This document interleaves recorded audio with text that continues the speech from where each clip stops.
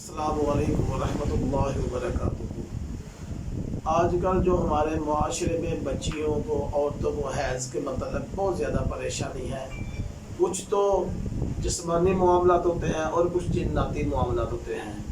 ہمارا تجربہ، ہماری تحقیق ہے 90% لوگوں کو، عورتوں کو جناتی مسئلے سے حیض کا معاملہ بنتا ہے اور 5 یا 10% جناتی مسئلے ہوتے ہیں۔ حدیث میں آتا ہے کہ جب عورت جن جو ہوتا ہے وہ عورت کے رحم کے اندر جا کر بیٹھ جاتا ہے اور ایڑی لگاتا ہے اور خون جاری ہو جاتا ہے، تو پھر وہ ڈاکٹروں کے پاس بھاگتی ہے، بڑی بڑی دور بھاگتی ہے، اس کا معاملہ حل نہیں ہوتا۔ اور آپ ڈاکٹر کے پاس ضرور جائیں، مگر زیادہ تر جو جناتی معاملے ان کا علاج قرآن و حدیث سے کریں۔ میں آج آپ کو عمل بتاتا ہوں، آپ وہ عمل کریں، انشاءاللہ اللہ کے حکم سے حیض کا معاملہ بہت بہتر ہو جائے گا، رک جائے گا۔ عمل نوٹ فرما رہے ہیں۔ عمل یہ ہے سورۃ الہود 12واں پارہ، اس کی آیت نمبر 40 ہے، یہ 21 مرتبہ پڑھیں۔